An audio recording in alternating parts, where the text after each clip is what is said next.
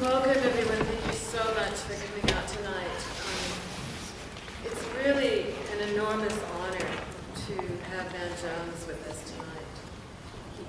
He's one of the most, as you will experience, and I'm not going to talk about it a lot because there are other people who introduce him. My friend Marianne Manilow, who's an activist and an old friend of Van's, will introduce Van. But just from my own heart, it is a huge honor to have Van join us tonight. He's a galvanizing, electrifying, brilliant speaker who's really been devoting himself to extraordinary causes. Somebody said to me the other night I used too many adjectives. So I'll stop. His introduction will speak for himself. What I wanted to do is introduce you to the whole evening, and the whole series of evenings. David Dower, who's the director of Z-Space, which is a kind of theatrical development organization, invited me to do this with him. And he cooked up this idea of bringing intellectual discussion, political discussion, theater, ritual, all into the theater under one roof together. And it's been an amazing experiment. We started out with George Lakoff talking about the need for what he calls a progressive aesthetic, for people who are artists and theater makers to actually be involved in the heart of the progressive movement, not just peripherally. That a progressive aesthetic is part of what's going to create a shift in the way we view our political reality in this country, our social reality. And he said, he gave this really brief but beautiful talk on our opening night. And he said there are 4 elements to the progressive movement: care, compassion, empathy, and responsibility. And I think in the wake of the current situation in the South, Mississippi and Louisiana, those 4 definitions of what a true political movement consists of are vital to our understanding of what's going on and what might go on. Care, compassion, responsibility, and empathy. Jody Evans and Medea Benjamin were here next, and they were fresh from Cindy Sheehan land. And what Jody told me on the phone is that it was so remarkable to her to watch Cindy Sheehan just do what she had to do. She didn't have this whole plan worked out about how this would affect reality. She just knew what she had to do, and she did it. And they spoke about that experience of being at the camp with Cindy, and it was great stories about, and very inspiring stories about being right at the heart of something that was shifting people's awareness about war and violence. And then Jim Gordon, who's a doctor from Washington, D.C., taught with Michael Lerner, another doctor who's founded an organization called Commonweal. And what Jim talked about, he's doing all of this work on peacemaking in the world, and nonviolence, and mediating people who consider themselves to be enemies. And he was talking about this really remarkable work that happened in small groups. That was his whole vision right now, that when people meet in small groups, in Kosovo, in Palestine, he's really been all over the world, meeting with people who consider themselves not only enemies over the past few months, but enemies over generations and generations. And what happens when they sit down together eye to eye and meet in small groups? What happens? Empathy, compassion, responsibility, and care. And Michael Lerner gave a very provocative talk, and he said, during part of his talk, if we only consider people who have had the experience of the living Christ awakening in their heart, if we consider those people enemies and peripheral, we will never have a solid movement. I don't know that I agree, but it was really interesting to think about being a Jew in this country and my father came as a Holocaust survivor. So hearing those words was really interesting to consider. Randy Hayes came and he talked about the greening of Oakland, how within a few years there's a plan to have 30% of the food in Oakland grown on the rooftops. From where? We went out in the theater dancing with the idea of tomatoes on rooftops. Luke Cole came with a panel of environmental justice people, And one of the fellows, who was the founder of Dower, spoke about how just down the street there was a trashy city lot. It was full of toxic stuff and trash, and working really hard to get through the bureaucracy. They reclaimed it. It's down the street, and now it's a meeting place. They have outdoor movies, and people come with their picnics and outdoor movies, and they sit in the park and they build community together, and other much more sort of large-scale issues about environmental justice. The idea is to hear optimistic voices, and they weren't terribly optimistic. We liked the park part. And then Jack Hartfield came just on Friday night, and this is what he said. He gave this extraordinary, no adjectives. He gave a talk that was really a spiritual talk. We wanted to bring spirit back into theater as well. The theater used to be a place where people came together to pray, to worship, to have ritual, to do theater together, to change the way things were happening in their immediate and global environment. We wanted to reawaken that sensibility in the theater. So here's what he said. He said, you find your inner beauty, you plant a seed, and then you detach from result and outcome. You find your inner beauty, you plant the seed, and then you detach from your idea of what that result is supposed to be. So that's where we are. And I'm going to introduce Marianne Manilow to introduce Van. She's an activist who I've known for years and respect deeply. And she'll introduce Van. Thank you.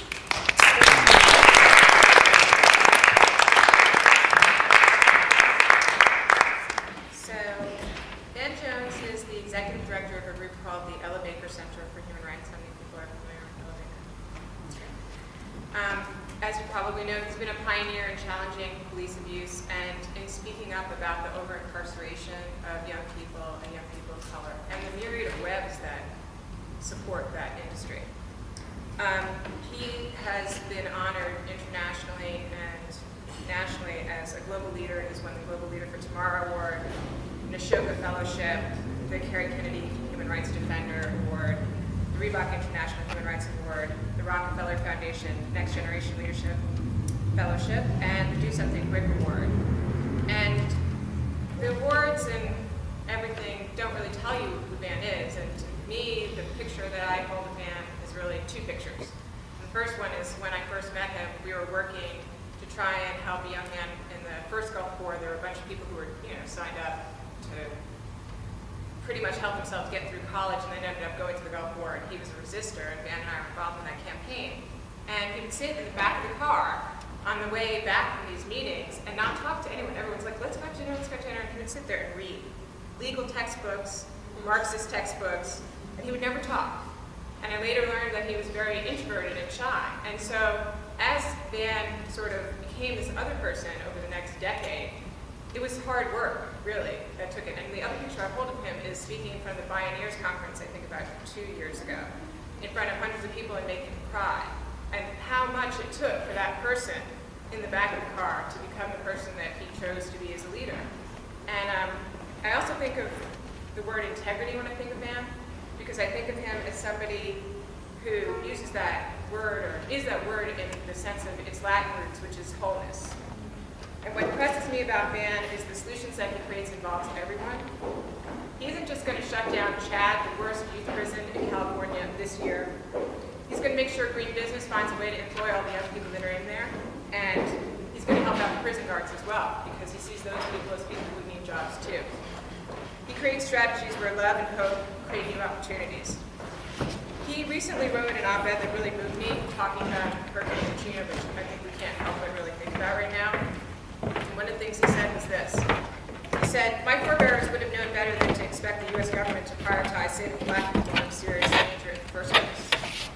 Reverend Martin Luther King Jr. would have gone down there immediately, defying FEMA and leading a peaceful march to bring in food, medicine, and water.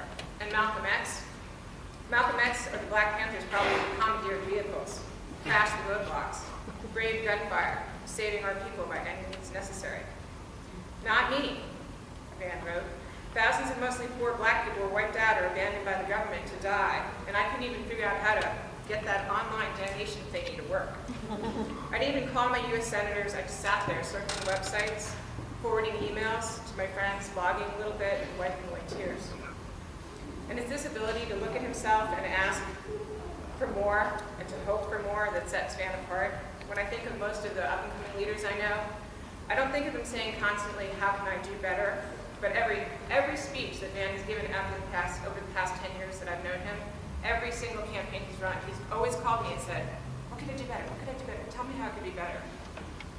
And I knew that when Hurricane Katrina happened, he wrote that up, that he would come up with something to do better. And in fact, tomorrow morning, he's going to launch a website with a group of people called coloredchange.org. And it's going to register 250,000 African Americans and their allies to pledge to defend politically the victims of Katrina.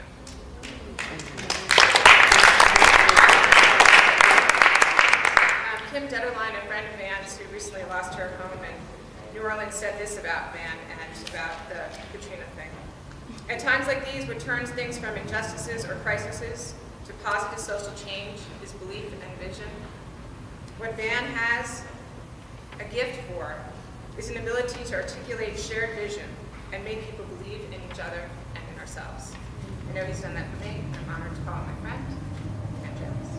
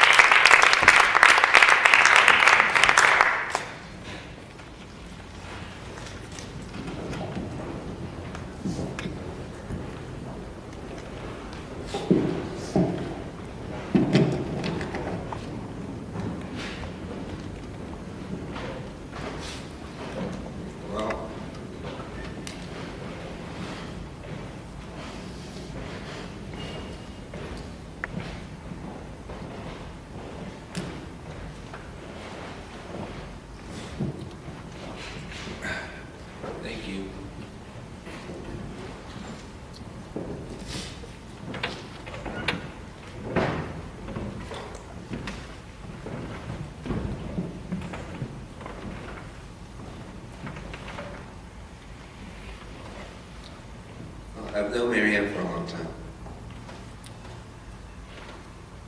And it's really good to feel witnessed and appreciated by your friends. And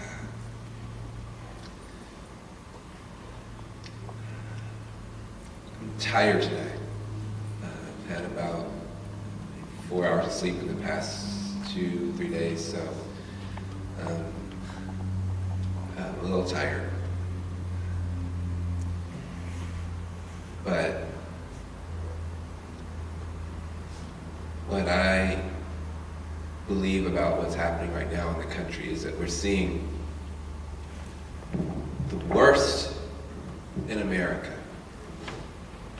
and the best in America right there in front of the whole world, tug of war. And I want to make sure that our side prevails, because when I saw the pictures of those people who look just like me from the same part of the world I'm from, on Tuesday, not getting any help at all. And then on Wednesday, not getting any help at all.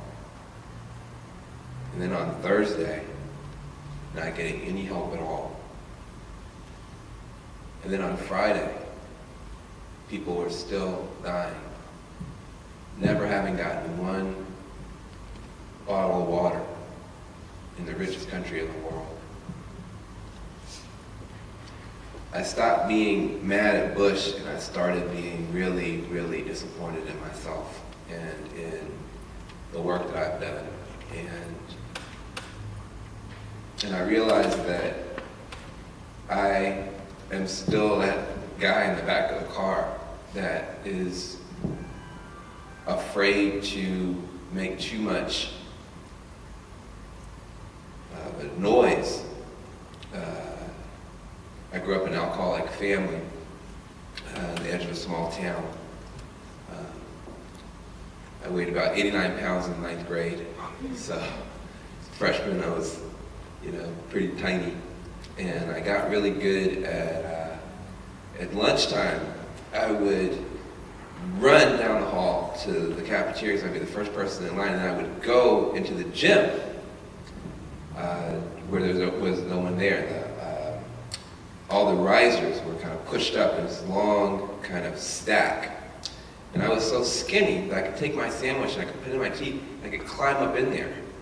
And I would just sit up in there, and I would, pray and eat my food and think about superheroes. Which I was big and strong enough to do something about the bullies in the school.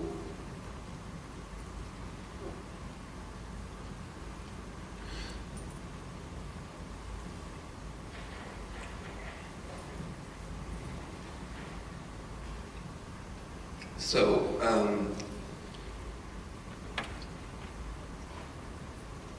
I think that's what I've been trying to do most of my life, is to do something about the just the bullies.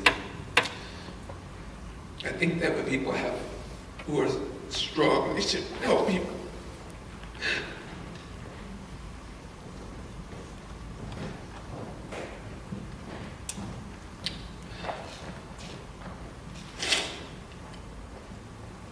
I think they should help people. And bothers me when people don't use the gifts that they have to help people. Because people need a lot of help. And people needed help a couple weeks ago, but I couldn't do it. So I had to sit down and think about what I've been doing, what I've been up to. And I realized that somebody's got a tissue that we great. What's your name? Thank you, Sharon. Sorry, I'm just really tired, so I might say anything. But basically, this is kind of what I think. This is what I think. I think that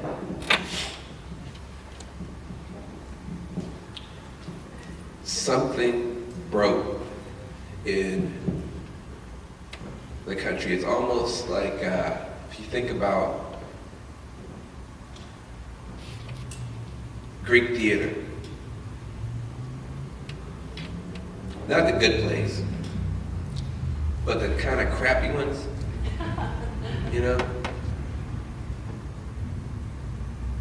You have this sort of Greek playwright who would really get all excited about making the situation worse and worse and worse and worse and worse for the people in the play. And then by the time we got to Act 3, there's really no way to get people out of the mess. And so they would just have sort of Deus Ex Machina kind of God come down and just try to fix everything at the end and just say, okay, well, you live and you die and you go there. It almost feels in a sick way like some big water god just came and did that to the country. That it's just, things had gotten so bad, Bush had gotten so arrogant, the Republicans are just on this mad chair, and nobody could really figure out what to do about it. And it was like, everybody said, we all said we were doing the best that we could, but we all really weren't. And we were all hoping somebody else would do a little bit more than they were doing, and if that person wasn't such an asshole, if that person would get more money, and that, So, you ever had that conversation? So I think that one way of looking at the situation now is that the sink or swim politics, the sink or swim philosophy that has taken over the government is almost like some divine power said, I want you to see what this really, really means. You may want this. You may keep voting for this. You may think it's a good idea that we have this sink or swim mentality. And it may sound really good when Rush Limbaugh says it and when Sean Hannity says it, and we'll just, it may sound really, really good. And it may be what you want. But I want you to see what it really means when you let people sink. I want you to see it. And I think Americans saw it. And I think a lot of people in this country realize that we are a much, much better country than that. A much better country. You know, this country has not done well by poor people, by people of color, at all. And there are some people who are, in some levels, frankly, just fine with it. But even some of the worst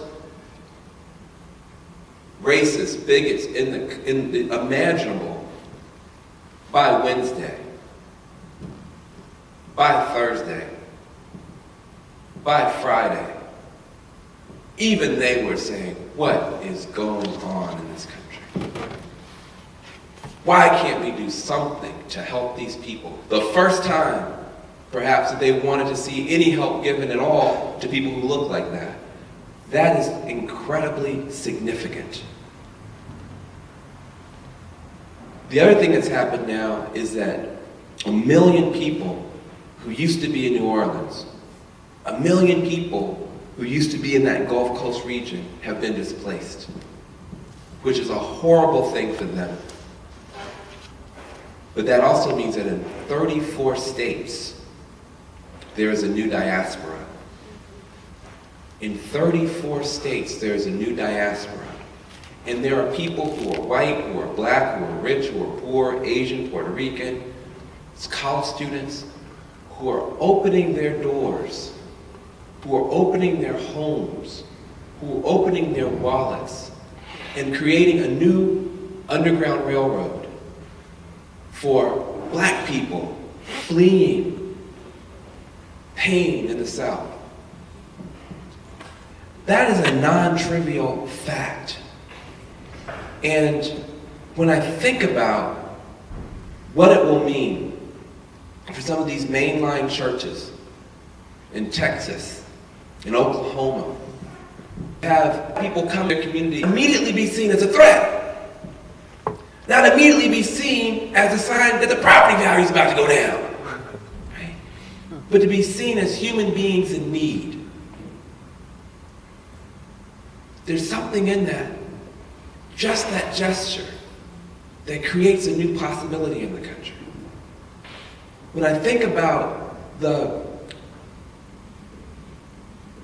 African American grandmother who is 81 years old that we had at the church, Avi was there, a few of you were there. When I think about her, 81 years old, abandoned, left behind, no plan for her to escape, walking, not 1 mile, not 2, not 3, but 4 miles with water up to here, trying to survive. Not a looter, not somebody who's on the dole and on the take and don't want to work. You shake your hands, hard, rough hands from a lifetime of labor. These people who the government abandoned were the people who scrubbed out the toilets in those hotels that we go down to. They were the people who did the yard work. They were the people who worked hard every day. But because there were no labor unions allowed to form in Louisiana, they didn't make the same money as in Atlantic City. They didn't make the same money as in Las Vegas. And so those daily workers could not afford a car, and 2 days before paycheck couldn't afford to take a gas to get out, and were therefore left behind to die. Because the only way out, according to the plan, was that you had to have your own car. You had to have private means. She didn't. When I think about her, and I think about her walking down to the front of that church, First Congregation, and I think about her turning to face those who were there to listen and to give support, and I think about her trembling voice and her humble demeanor and her thankfulness. How thankful she was to God for showing her a way out and showing her a way through. And I think about there will be people like that in churches like that all across this country. All across this country. It has to change America. It has to change America. And so, even though those of us who might consider ourselves to be political or progressive, it would have never been in our plan to have a U.S. city wiped off the map. It would have never been in our plan to have a situation so shocking that the U.S. government ordered 25,000 body bags. That there might be some way through this. You know, George Bush, the last time we had a national disaster, he took the moment, and he took that bullhorn moment, and he turned this country into something that is unrecognizable. If you had gone into a coma, because we've adapted now, but if you had gone into a coma on September the 8th, 2000, and just woke up, you would not recognize this country. You know, and in fact, some of these senior citizens who haven't traveled since before 9/11, and now somebody's graduating, wherever they're going to go, you should see them at the airports. No, you can't search me. No, you can't. I'm just getting on this plane. You can't be going through. What is wrong with you? Somebody get this man.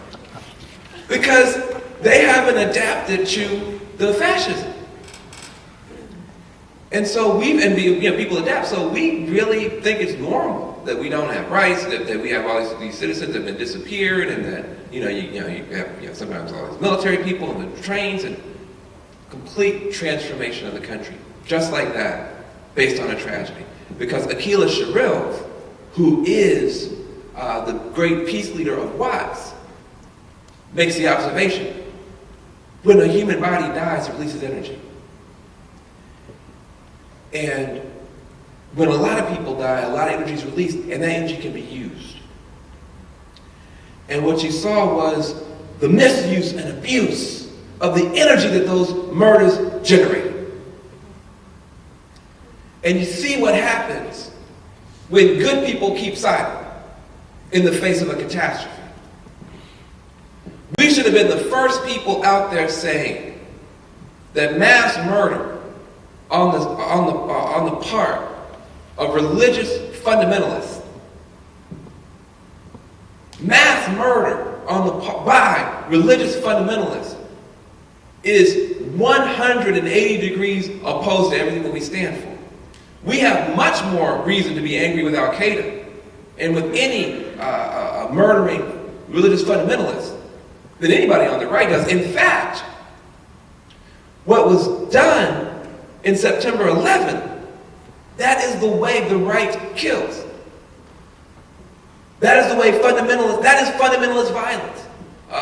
Timothy McVeigh was a fundamentalist, a right-wing fundamentalist extremist. Timothy McVeigh. It is a signature and a hallmark of right-wing extremism to kill innocents in that way. And that we should have been the people denouncing that murder louder than anybody else.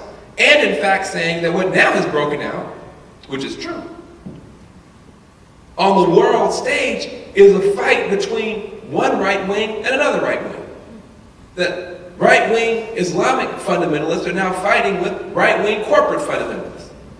And if you ask me whose side I'm on, I will tell you this. I'm on the side of the people who are suffering as a result. That's the side I'm on. And we had an obligation to speak out. We had an obligation to speak out. We could have taken, this time we had the last tragedy, which we did, and we didn't do the right thing then. We could have taken the workers from New York City who were being praised and lauded as the heroes and stood on the steps of Capitol Hill beside him and the steps of the White House beside him and said, now that the economy is tanking, now that the economy is going down, we want a real Economic Security Act.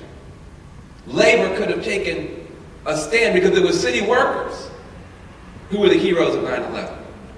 It was unionized city workers, the fire department, the police, all the first responders, unionized city workers. That was U.S. labor at its best.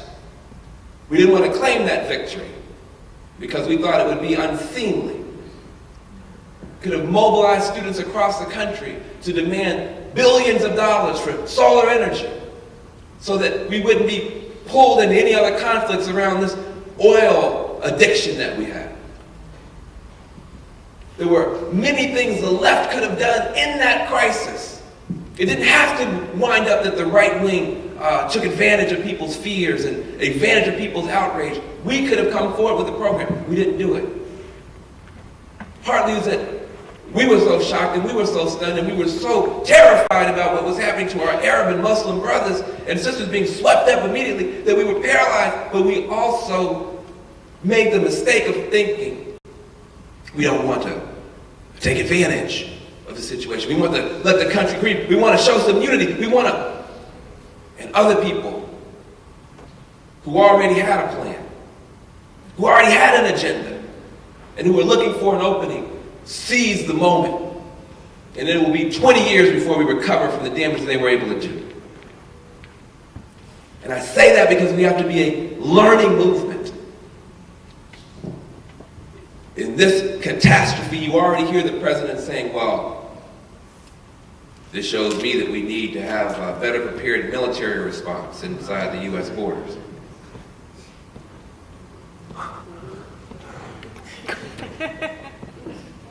How about some bottled water? Right, right. How about some food for people? Yes. How about a blanket?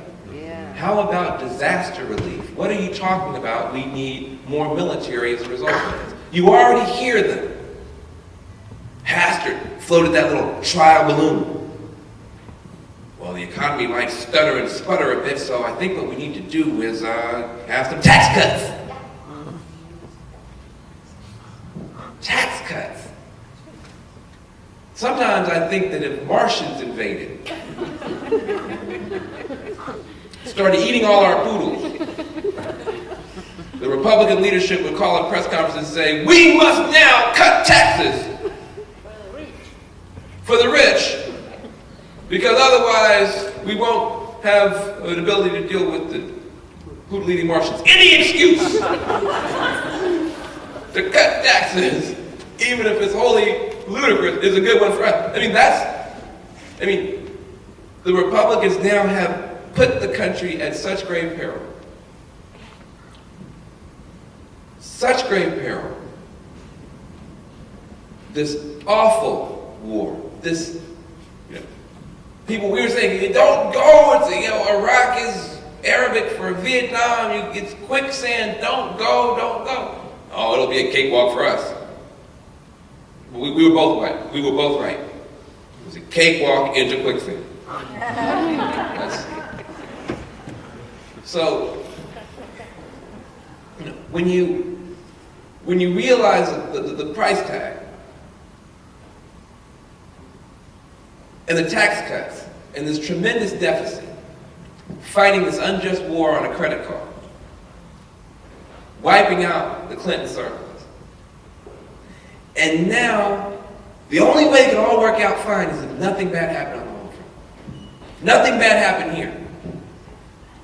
Unprecedented deficit, unprecedented military deployment, stretching out U.S. forces. And as long as everything goes perfectly well and there's not a single problem, we're absolutely screwed, but we'll be able to get out of office before it's. And now here comes a bill that's equal to the entire bill for Iraq in 1 week. And the country's bankrupt. Now, because this is the thing I never understood. They always say, we have a deficit. Well, when your deficit is as big as half the world's GDP, that's called bankrupt. Okay? Now they can keep running things because they're the but you wouldn't call yourself, I have a deficit. If you had a couple of $1 trillion in debt, call yourself homeless and bankrupt. So the government is now bankrupt in the face of this incredible disaster. And the Republicans are in a catch-22 because they can't raise taxes because their whole base has been whipped up against taxes. They can't just leave the Gulf Coast lying in ruin. They can't pull out of the war. So this is the beginning of the end of this Republican domination. They have to start making choices that are going to cause them to begin to break up, for their unity to begin to break up. Deus ex machina. God from the machine. Terrible God. Horrible act of God. And yet, Deus ex machina. I find comfort in that, but it's cold comfort. Because of the price that was paid. And because of the amount of work that even on top of this drowned city that we have to do to make sure that the outcomes are better and not even worse. And I want us to have a movement that can stand up against right-wing authoritarianism and be effective and touch people's hearts and appeal to Christians and Jews and Muslims and atheists and agnostics and people in red states and blue states and don't need a drowned city and 1 million displaced, mostly black and poor people to do. That's what I want. And for me, I've been an actress for 20 years. I'll be 37 this month. I'll be 37 in a couple of 2 days. I have a hard time remembering the dates. I'm just sleep deprived. So I started this when I was 17, 20 years. I feel like my work is now going to begin. This is the beginning of my work. Because I've been hiding still.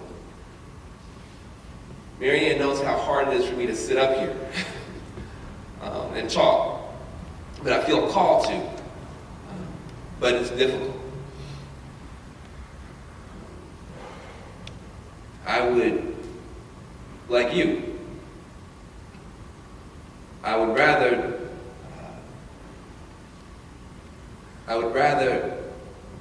be a little bit more behind the scenes. I like to help people, but I don't necessarily like to be in the spotlight. And I get nervous because people start to project things on me. Oh, you're so great. Oh, you're so amazing. And I don't feel great or amazing. I feel pretty much like I'm just beginning to figure out what my strengths are. I feel like I communicate well. I feel like I'm an honest person. I feel like I can find good, talented people and encourage them. But you get this whole thing, and it makes me nervous. I feel like nobody really knows me. You know what I mean? It's like I don't, I can give a good speech, but that's not me, And then you get the other thing, which is, he thinks he's this, he thinks he's that, I wish I thought I was all that, because I wouldn't feel so insecure. And I would be better off than you would be too, because I wouldn't be spending so much time in therapy. So, it's an uncomfortable thing. But I heard this thing that just really hurt me to my heart, which was that, I think it was on the Tom Joyner radio show, and they said that we don't have any black leadership.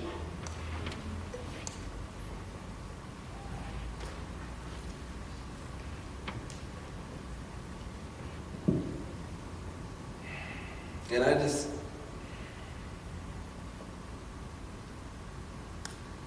and it made me mad because he's right.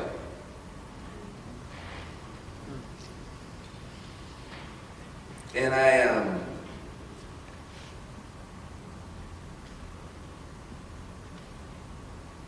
and I'm gonna quit hiding out now.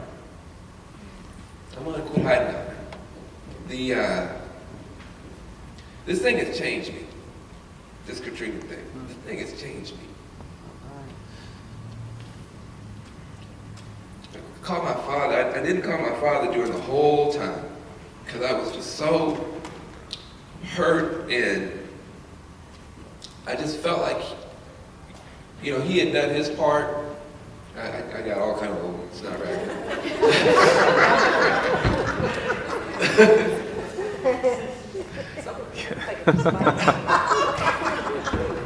Man, I get you. You were right.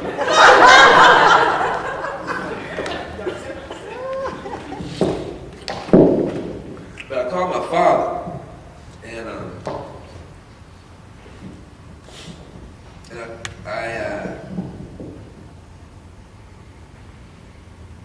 I guess I called him on a week ago, Sunday. I didn't call him the Sunday before. I called my parents on Sunday. And he, you know, my dad, he's, you know, drinking problem, but grew up in Orange Mound, Memphis, which is was the biggest black ghetto in the country until Harlem overtook it. And he joined the Air Force, put himself through college, put his little brother through college, put his sister through college, put me through college, put my sister through college. Public school teacher, became a principal, junior high school. And he has dedicated his life to helping black people. Mostly his family members who need a lot of help. But also the little kids from housing projects at his school. I remember he would run out of the house 11 o'clock at night, get a phone call. Mr. Jones, I came and arrested my son for this and that. Please come down and talk to him. And out the door. And that hurt my feelings. I was a little kid. I couldn't understand that because I felt like he was always so angry and drinking. And I couldn't talk to him, but then he could go and help everybody else's kids. So I didn't like him that much. But then as we got older, and I went to law school, I would have to come home for the holidays. And we don't have an airport in my hometown. I grew up in Jackson, Tennessee. We don't have an airport there. The airport's in Memphis. And so my father would have to come pick me up and drive me an hour and a half home and back. And the first couple of times, it was just one of those long, silent rides, you know. But eventually, you know, you can only look at so many, you know, trees and cows. So I say a little something, he say a little something. And on those trips over the years, I got to know my father. And he has always felt responsible. His father died when he was 5 years old. And the last thing my grandfather said to anybody, he said to my father, and he told my father, well, you're going to be the man of the house now. Look out for your family. Take care of this family. And he died. And so when I was growing up, my father, they always referred to my father as Old Willie. We go to Memphis and we see the family and they're, oh, Willie, Old Willie. And I just thought, they started calling him Old Willie when he was about 6 years old. He started walking around trying to do the things he saw his father do.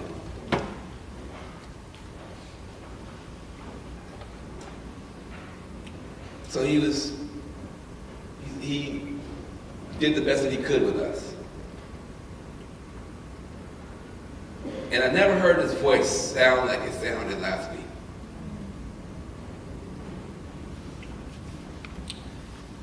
He said, Anthony, this is the worst thing that's happened to our people since slavery. I've never seen anything like this before.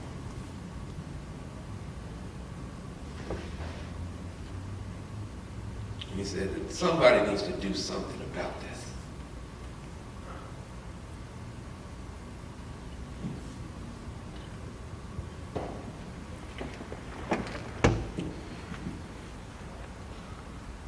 I said, yes, sir.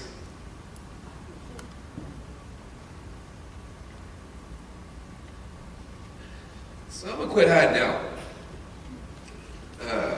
I bet old Patrick Carmody and Danny Davis and all the dudes used to push me around. I bet they, probably bigger than they are now.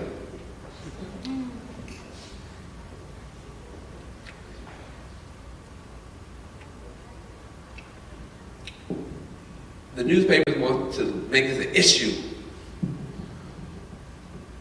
This is not an issue. Well, now we're going to move on to the Roberts hearings and the news.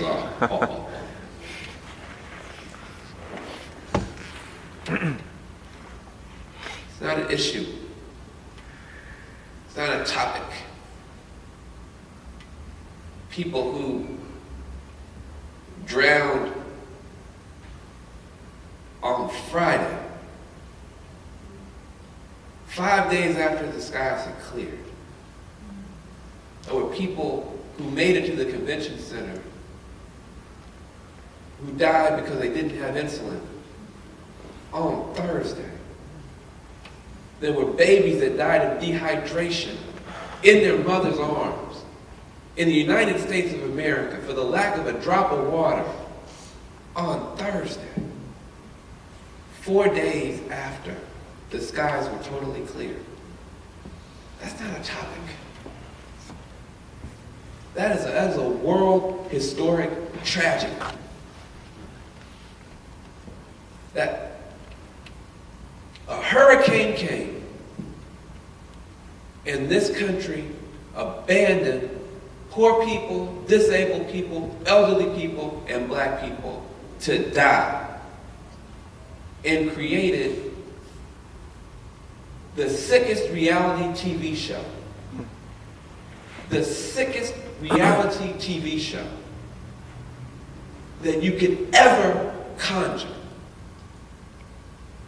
Will these poor black people starve and die of thirst and medical neglect right here in front of you with Geraldo Rivera and everybody else standing right here 2 days after these messages in sea? That was what, and all of us were forced to be witnesses to a gross criminal act of negligence and neglect on the part of this government. That's what happened. Now we can make it be something else and we can try to change the topic, but that's what happened. And what we have to be willing to do in this country is to follow the wisdom of our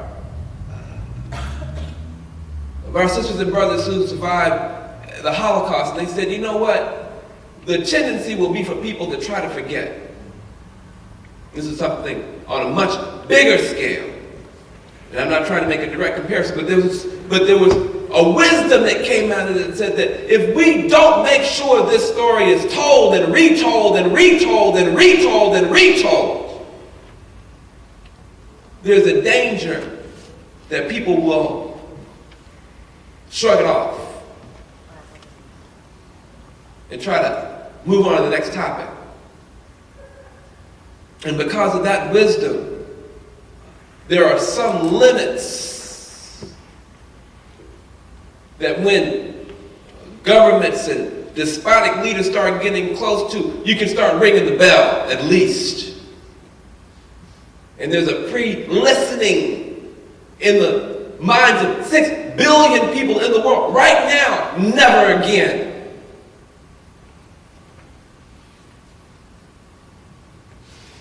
We need to say to this country about this sink or swim philosophy and ideology and political party. Never again. Never again. We are an all of us together country. We don't like each other. We don't get along with each other. This is not a melting pot at all. It's a boiling pot. we don't let babies die in America for a lack of drop of water on national television. That's not the kind of country that we are. And so what I want to say is that I have an idea. And I've been whispering about it. And I've been talking soft about it. And I've been writing about it, but mainly on little progressive blogs, you know, where everybody will mostly say good things. And I've been talking about it, mainly to people like you who don't mind to see a big black guy up here.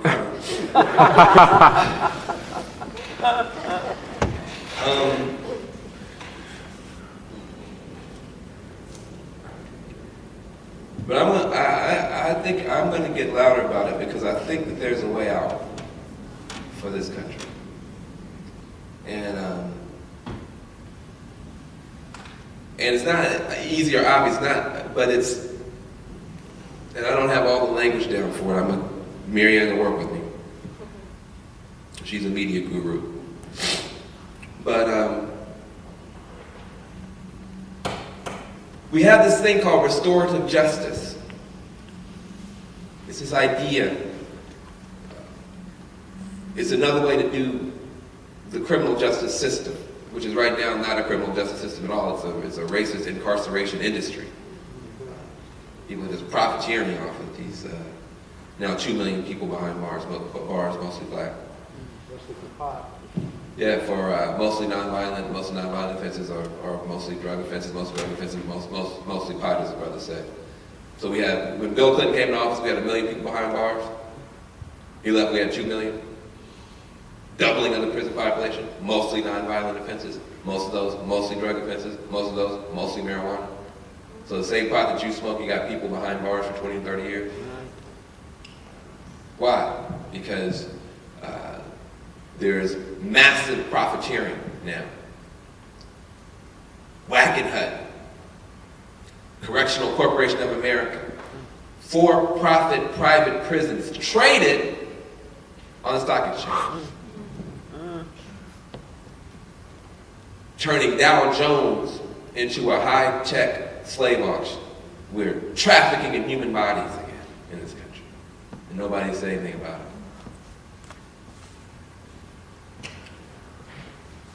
And fundamentally, from a spiritual perspective, the whole thing is wrong anyway because it's retributive justice. Retribution-based justice. Revenge-based justice. What's the formula for justice? Add damage to damage. That's how you get justice. You're a trespasser, you damage someone, we're going to damage you. Add damage to damage, that'll be justice. That is the fundamental position of our court system. And it's morally and spiritually bankrupt by all traditions. But we call ourselves a Christian nation. There's another way. Restorative justice. Not retributive justice, but restorative justice. What's that? Justice has been done when the trespasser, the victim, and the community have been made whole. It's a higher standard. But it also gives you a bigger toolbox to try to get to a positive outcome. Doesn't mean that people are never removed from a situation or society, but it means the point of doing that is to reintegrate them as contributing members. Restorative justice. Well, if you take restorative justice as an idea, and you take restorative economics as an idea, those of you who've been to pioneers and studying sustainability and want to go beyond sustainability because we're going down like this. You can't just sustain that. You gotta get a U-turn. It's like people talk about sustain. I don't want to sustain some of this stuff. Are you sure you want to be about sustainability? Have you seen this stuff? We gotta move from sustainability to restoration. Let's start restoring and re-greening and rewilding and making technology more appropriate and giving ourselves a little bit longer to be on this planet together. Restorative economics. Well, if you take those two ideas, which seem like they had nothing to do with each other, people always say, well, man, you work on prison issues, but you also work on environmental issues. I don't get it.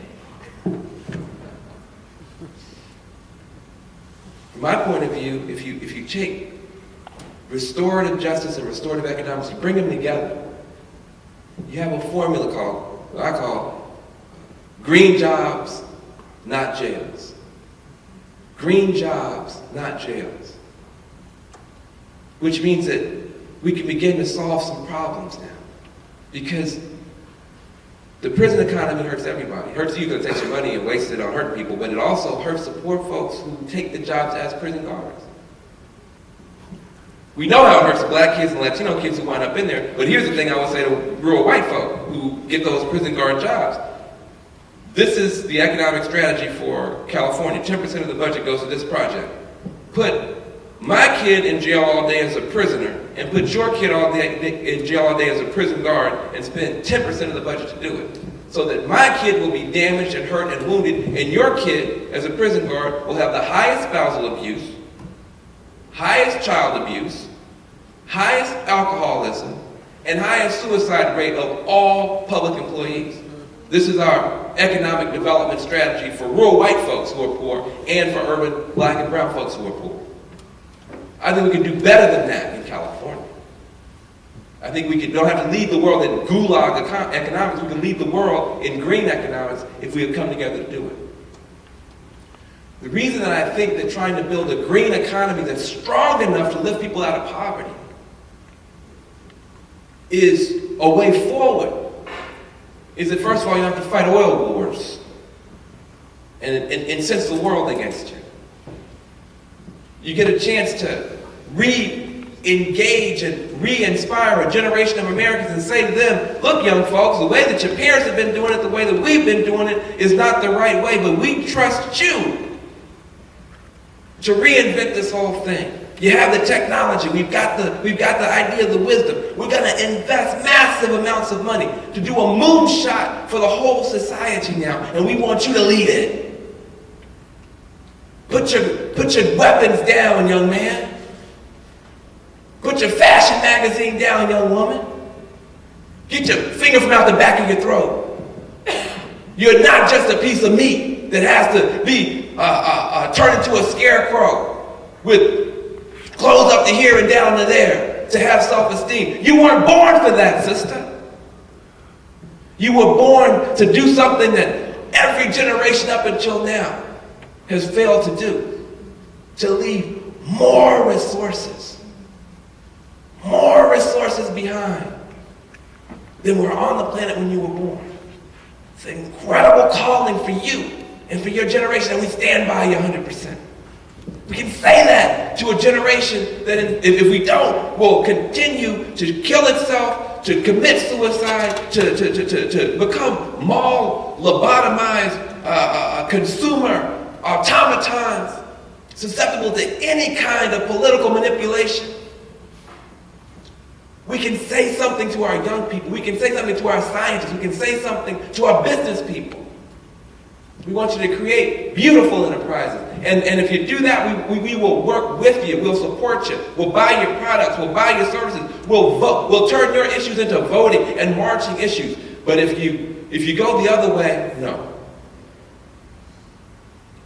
We can say to the government, we want the government on the side of the problem solvers in our economy. The little solar tech guys and the men and the women who are designing sustainable agriculture, permaculture, biodiesel, all these little beautiful problem solvers in the community. They don't get a penny of support.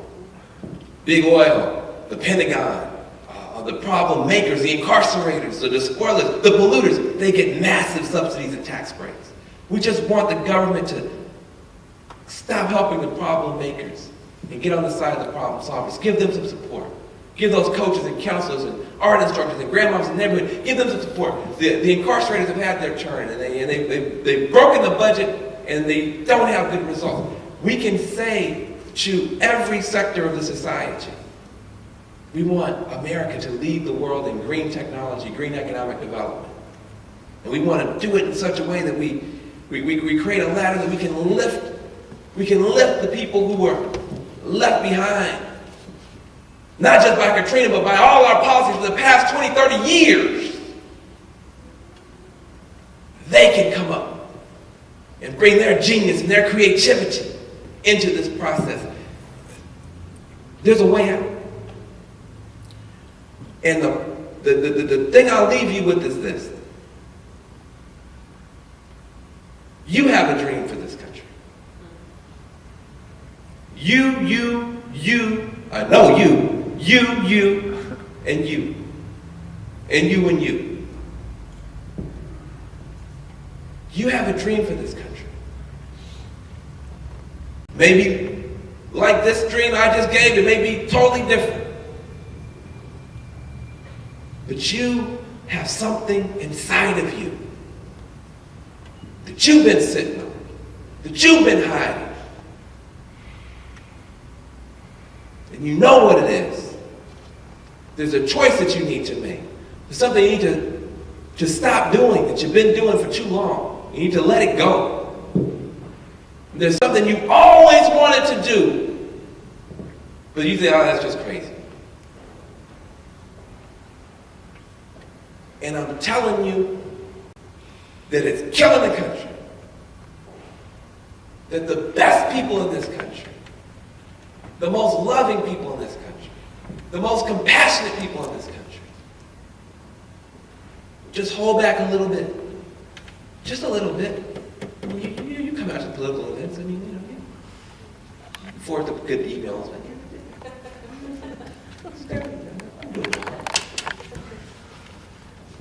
Just a little bit. And I ask you, each person here,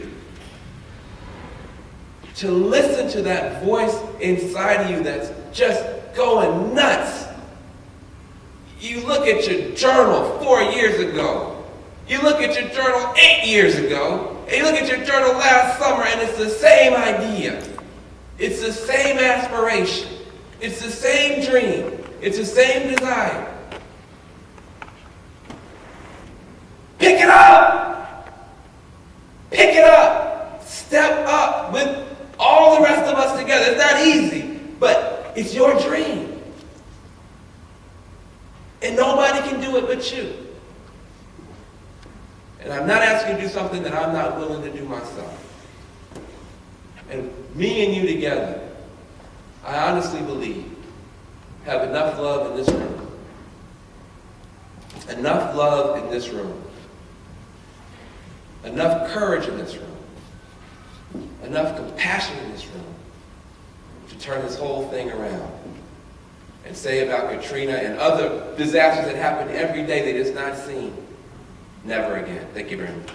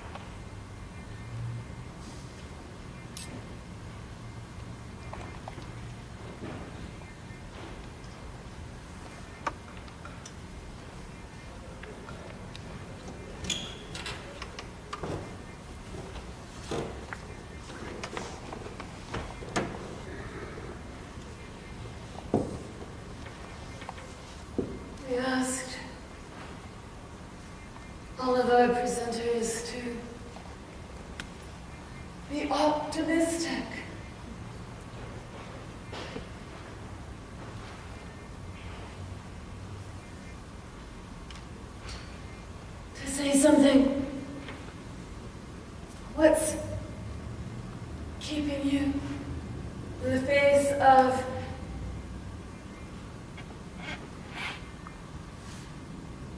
I think the most optimistic moment in that twisted and strange and unpredictable and not really inviting or wanting was just to see those tears.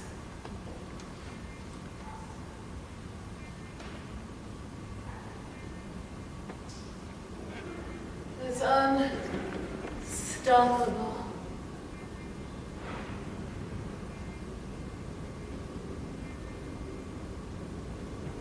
I've been taking walks in the afternoon, and about 10 minutes into the uphill part, my eyes have started watering. Or sometimes it's in the car.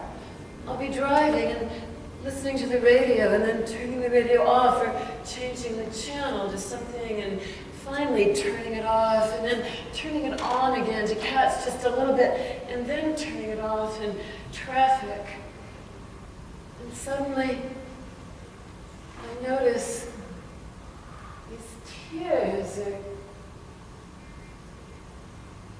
I don't carry Kleenex in the car. I use the back of my hand or on the trail. And I'm thinking to myself, am I crying?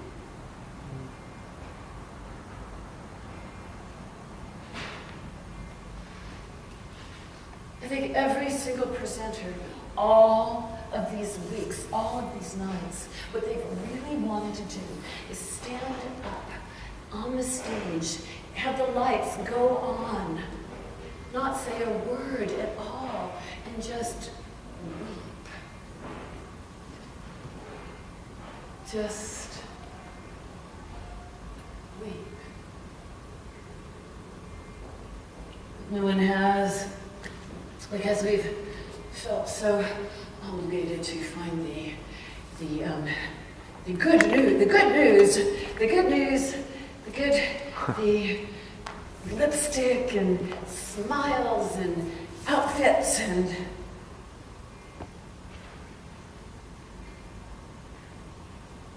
if I could do it, just lie here and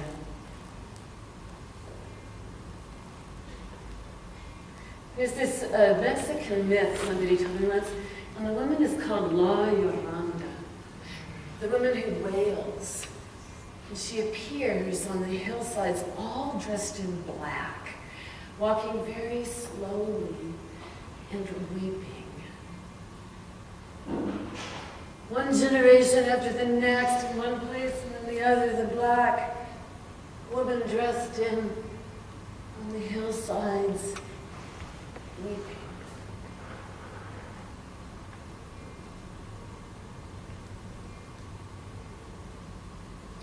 My mother was a school teacher. So when he was talking about his father being the principal, I was thinking about my mother being the school teacher. And how she was a school teacher first, and then she was a school psychologist in Hayward. And I remember her taking me aside, or in the dining room over the cherrywood dining table. She bought these like heavy, we didn't have very much, she would always buy furniture on, they didn't have Craigslist, but it was like that. It was like a little local newspaper with used things, and she would drive around and furnish the house with used furniture that she picked up at various locations in the Bay Area, Mountain View, Hayward, the little flat part of Los Altos, San Jose, and she would come back. Nothing quite matched, but she'd gotten it really cheap. And she said, Nina, the trouble is, she had like dark curly hair with just tiny bits of gray swirling. It was very insistent on being curly. And eyes like mine with the lids that sort of drooped. And brown eyes. And lips and kind of yellowing teeth that always made me feel a little bit squirm, and she had this like fake smile. She had paste on her face. She said, Nina, the trouble is, there's this big Latino population, I remember, in her school. I haven't thought about this for so long. And she said they're psychologically testing children. And they're using things like oranges, like images of oranges in the test. And you have to answer some sort of question about an orange. And the thing is, several of these children have never even tasted an orange. It has nothing to do with their IQ. No! And she was fired. I remember that part. She didn't tell me. She would sleep in the mornings and stay up late at night. And there would be a remnant of not even the real bottle, just maybe a ring on the table the size of a shot glass. She wouldn't get up until 11 or 12.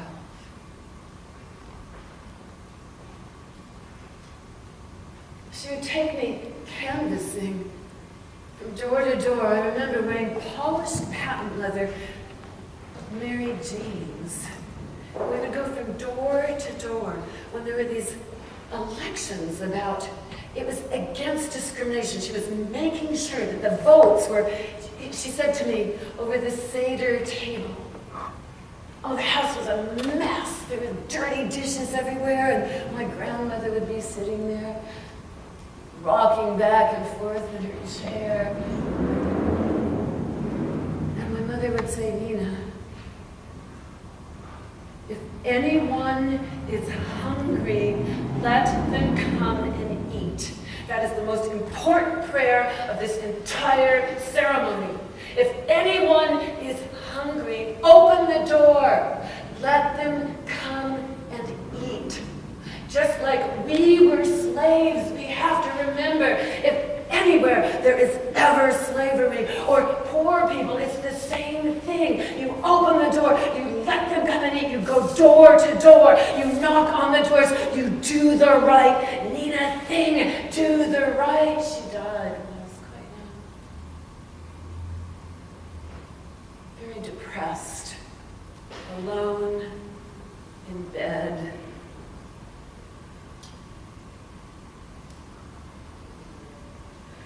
It wasn't until a few months ago, it was a year ago, someone called and they said, we'd like for you to consider doing some teaching in San Quentin. I set up a date for a tour. I live just minutes, really. Driving across that bridge and right at the foot of the bridge. It looks like it could be a resort, except it isn't. All the time. I've never been inside. I waited in line, and there were all of these women in line, mostly African American women, some with small children. It took a while. You had to give them your driver's license, and you had to wait. I had to wait. Why am I having to wait? I'm just, going to get, I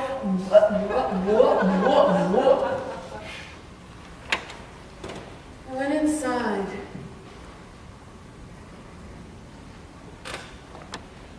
It was huge and tiny. It was huge and extremely compact. It had this vast, it had thousands. It had 6,000, 5,000, 4,500.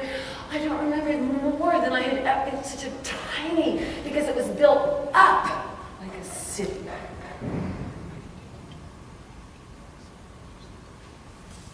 But surprised me, and it shouldn't have surprised me. I should have known, and I did kind of know, but I'd never seen it before, so the idea hadn't surprised me, but the sight of it was different from the idea.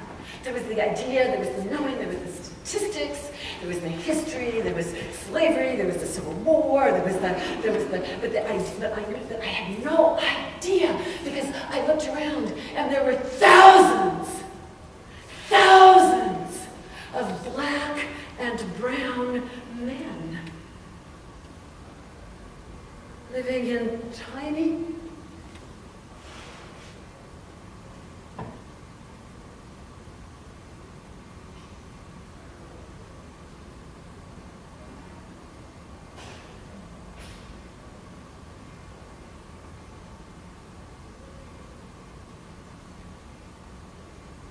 they were extremely muscular.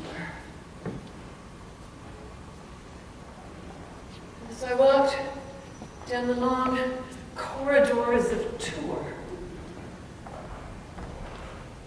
I thought, why haven't I ever been here before? Why did I not know this? Why did I fail to understand what is going on? Why are all of these people a different color from me? What is going on? Mother, I'm sorry.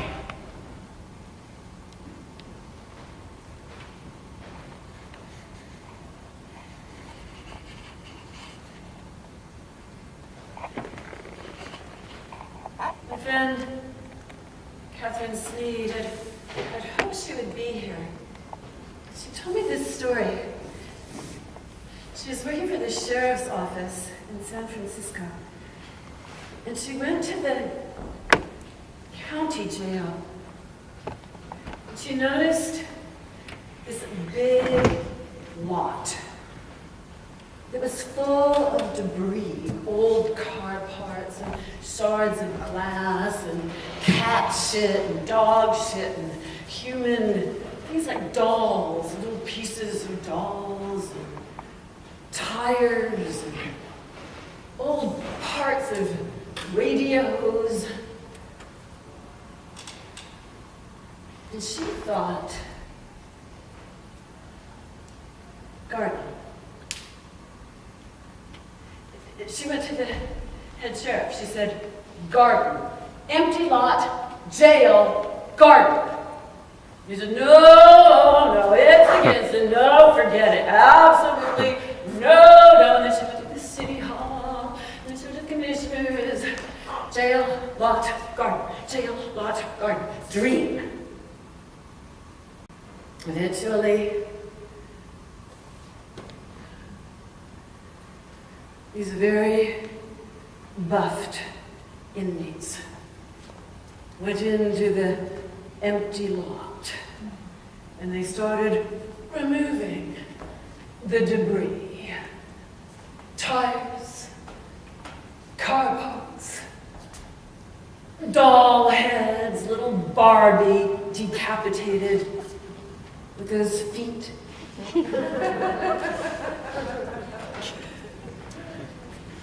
And then they had to tend the soil. It was just a couple of hours a day. They let them out. And then they planted carrots, lettuce, parsley, cauliflower, chard, mustard greens, tomatoes, cabbage.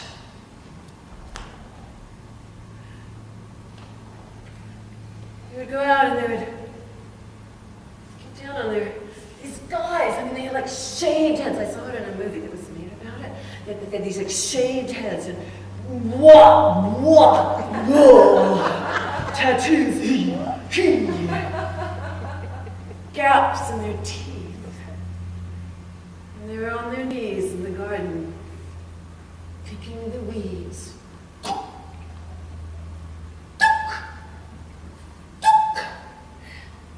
And removing the snails.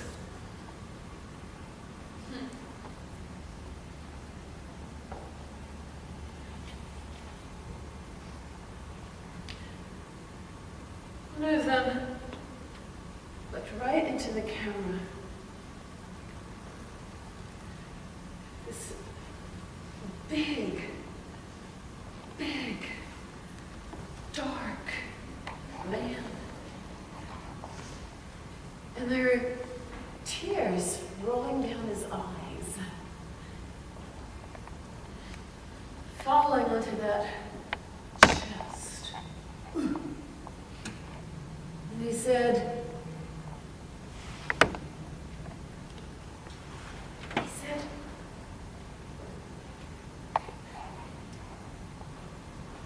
nothing ever needed me before. Well, he said it in that way. Nothing ever needed me before. Something like that. Nothing ever needed me.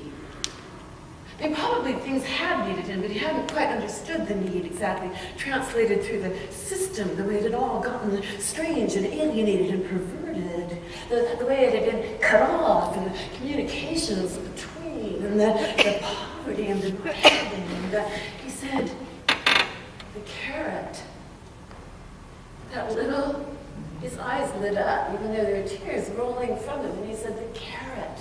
He said, it has this like frilly little top, and if I don't water it, it's gonna die.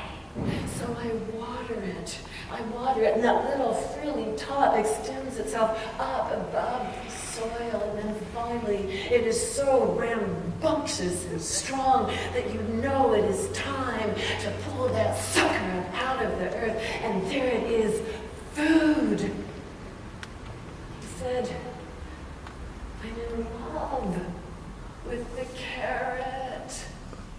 And he wept because the carrot loves me. I can tell because when I water it,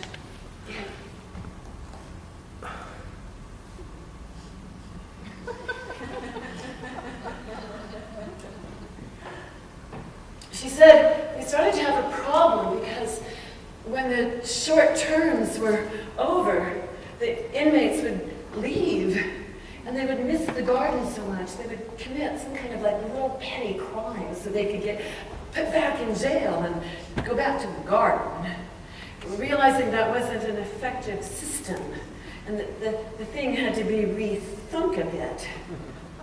And that kind of learning curve of the progressive movement that wasn't first step good, now what? Where are we going? Dream, dream, dream. Just do it. You can do it. You have it. You know you have it. Everyone has it. Hers is different from mine. I have one. I do. I'm going to do it. I'm going to go home and do it. I'm going to keep doing it. It might not work, but I don't care. I am not attached to the results. I'm going to plant the seeds, with that just a little margin that all of this has, just a little bit more. Don't hold back. Don't just rely on your email, for God's sake. Do something. Dream. She realized that she should start a garden outside of the jail situation for the inmates who were progressing to being non-inmates. And due to the love of the garden, rather than going back to the jail, they could just take the love of the garden outside, into the garden that was outside of the jail, and fall in love with the carrots there.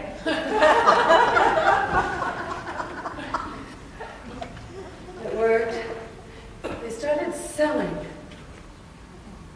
the produce to Chez Panisse and other upscale, gourmet, Nouvelle California, only the rich can eat their restaurants. And then one day, the truck was loaded with produce, and they were on their way to a farmer's market. And suddenly Catherine, who's Catherine, you most of you, I won't even, she has a gap between her teeth and this like hair, and she's one of many children, and her mother was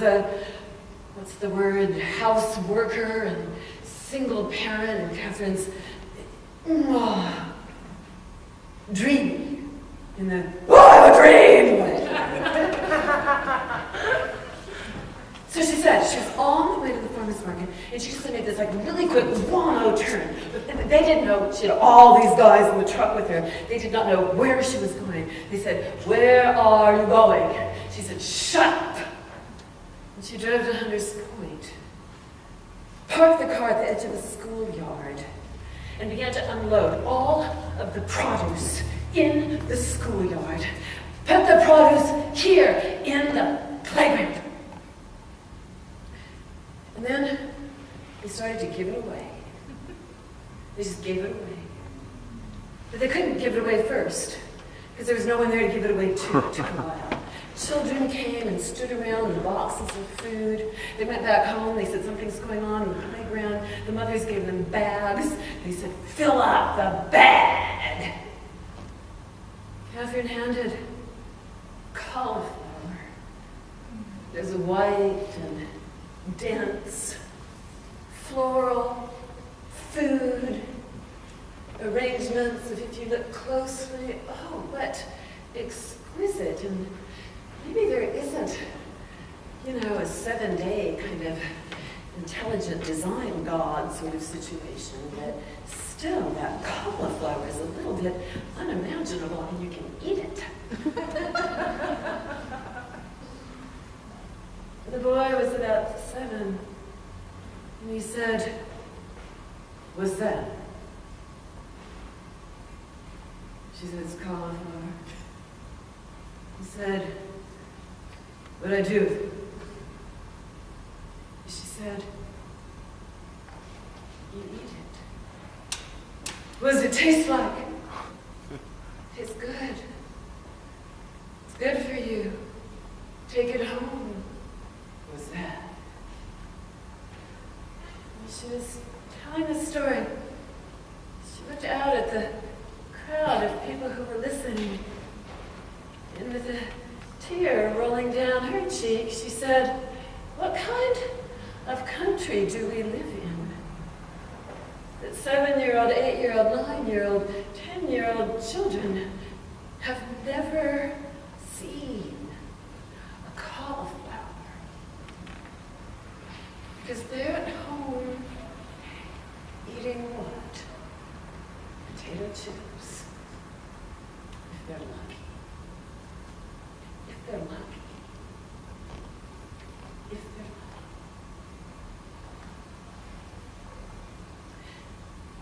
They went to a vacant lot that Catherine had found in Hunter's Point. It was surrounded by a big chain link fence. And she collected trees to plant in the desolate, devastated, junk-filled, who cares, it's the poor part of town, vacant lot. She climbed over the fence.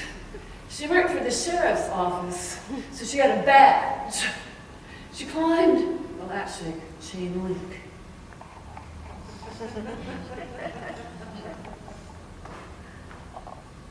And she had her ex-cons climb over the fence with her. And they dug holes, and they put the trees in the holes. In Hunter's Point, they put the trees in the holes in Hunter's Point. She looked up. Another young boy, 10, was pointing a gun at her. The men fled because they had been very intimate with the front end of a barrel of a gun. She looked around, and the men had fled.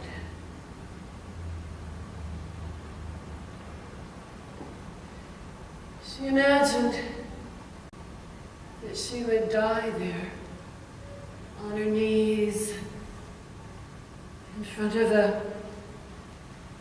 3-foot hole,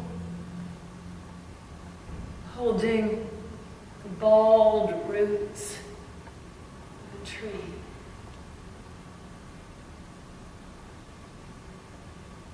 And suddenly one of the men said, Hey, isn't your aunt named Mirabelle? And the child, you couldn't even see it, the slight change in the way his eyes were focusing. And then another man, they had grown up there. That's the way the system works. You grow up there, you have a gun when you're 10, you end up in jail, you go back to jail, you get out. In the jail, you learn how to do whatever it is that you're doing even better. How to steal, how to rob. It's like a little college. Is it? Another one. I think I know. Is it your mother? Marie? And again, the child shifted in this very slight and hardly perceptible way. And the man came forward, recognizing this child. And suddenly, this boy, whose name they did not know, but they knew the mother, and they knew the aunt, and they knew enough to let him know that he was not standing there alone, having crawled up the bleachers with the sandwich tucked into his mouth, sitting there hoping no one would, no!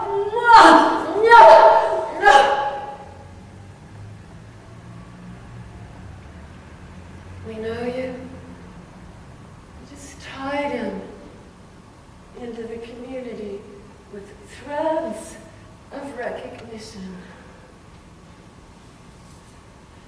We know you. We know your mother. We know your aunt. Isn't your grandmother not the 81-year-old who walked 4 miles and water up to her? Imagine she was already chanting thanks, psalms, prayers as she was walking 4 miles in a biblical fashion. She was singing. Her walk didn't stop until she walked down that church aisle, singing praises. Hallelujah, hallelujah, hallelujah, hallelujah, hallelujah, hallelujah, hallelujah. They said,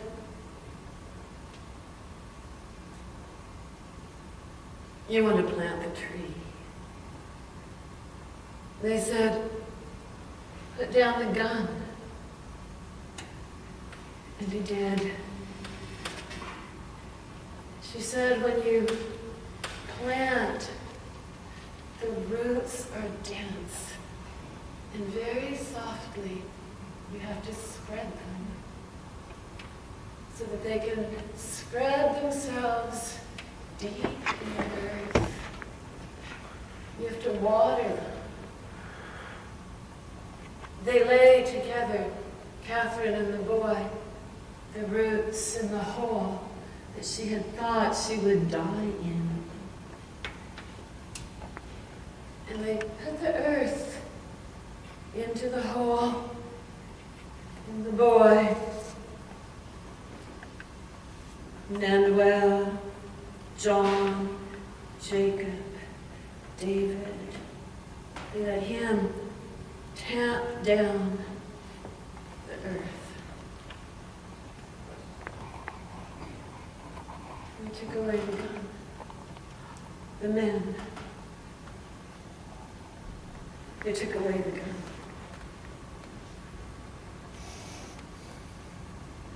My friend Kenneth is exactly my age. He was born in 1948, and he grew up picking cotton.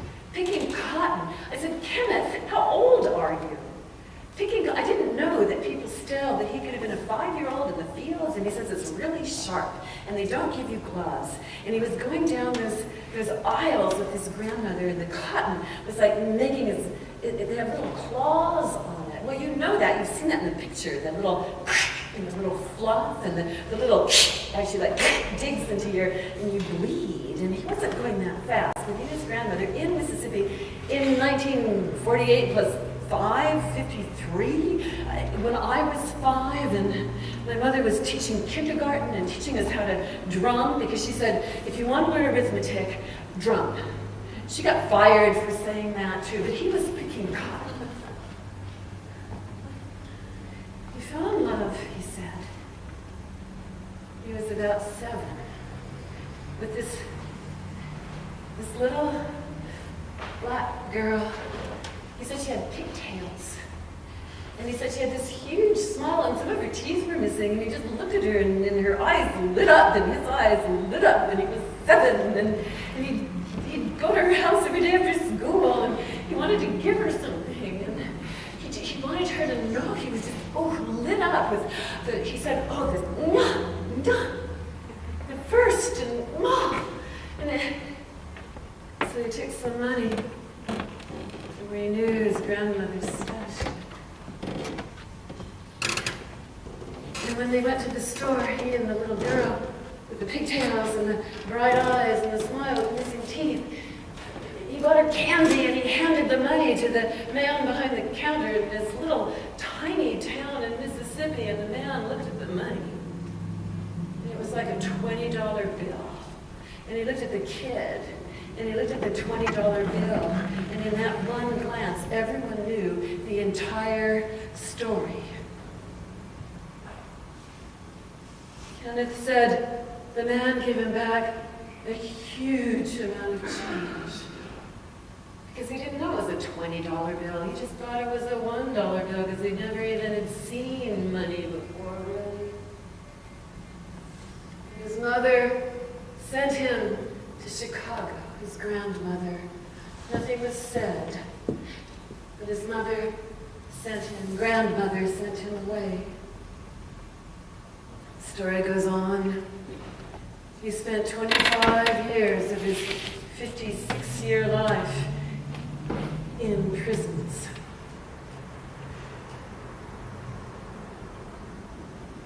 He said, Nina, one day I was in there, and this woman came to give us spiritual teaching. And it was like, it wasn't anything, it wasn't exactly anything something happened. Whoa! First he told me some trade secrets, though.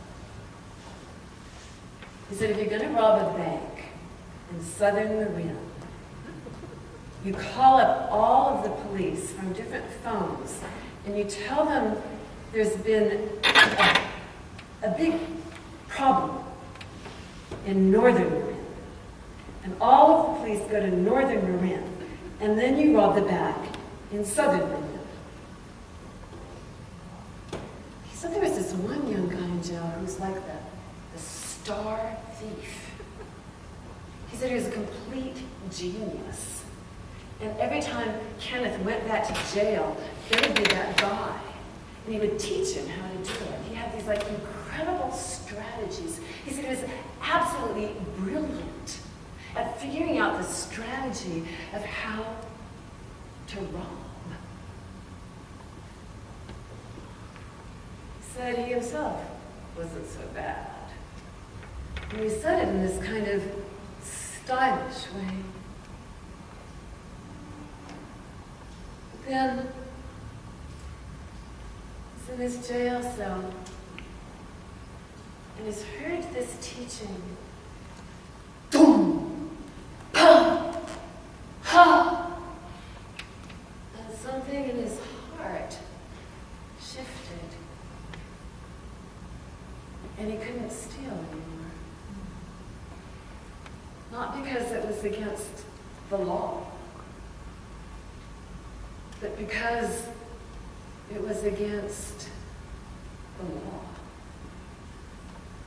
the natural law, the law of, Nina, if anyone is hungry, open the door and invite them in to eat. That law. He's never gone back to jail. We've invited him to give spiritual teachings all over the country, but instead, he drives a limousine.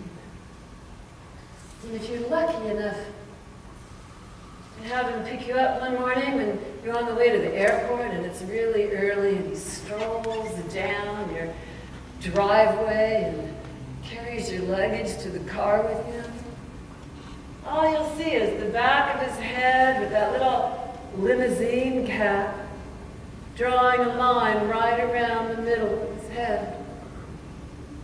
And every once in a while he'll glance at you in the rear view mirror.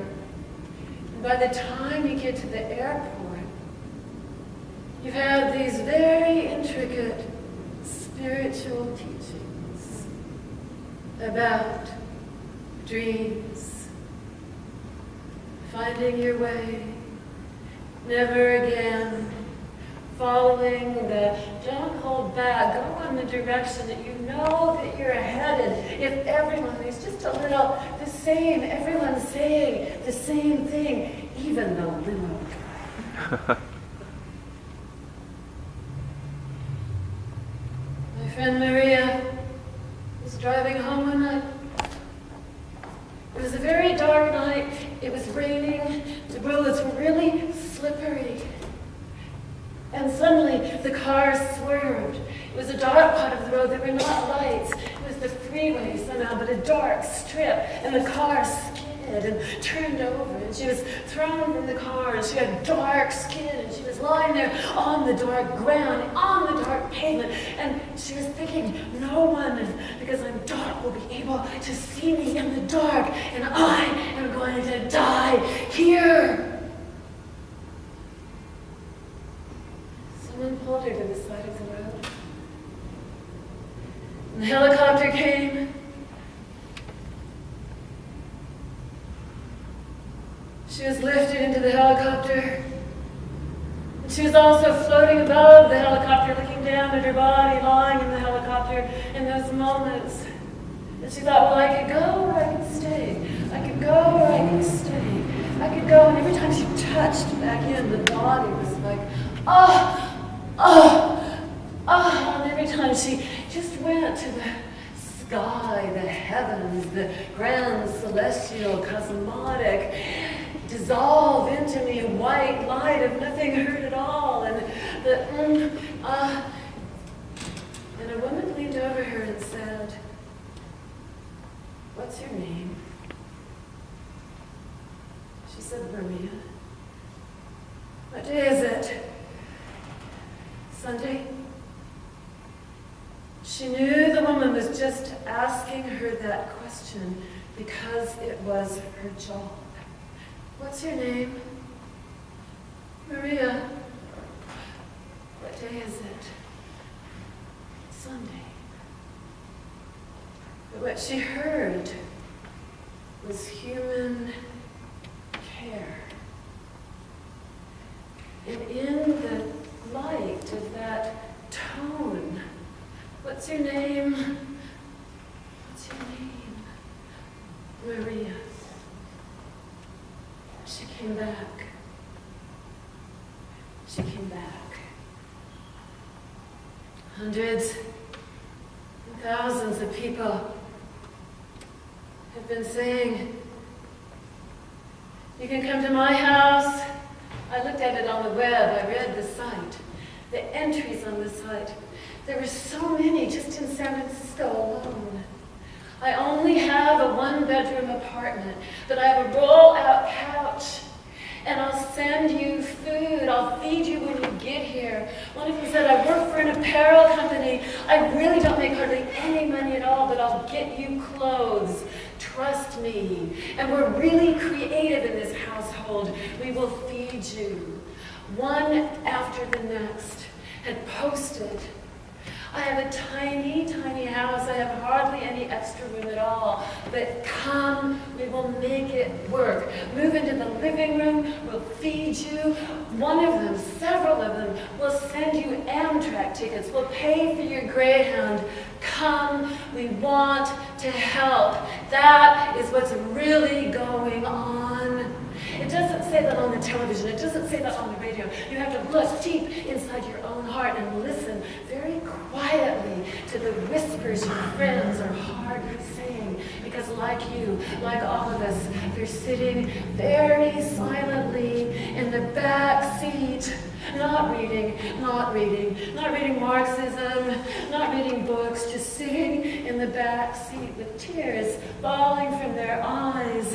Am I crying? I can't even tell. All I know is I want to help. It's all any of us want. And we will prevail. Never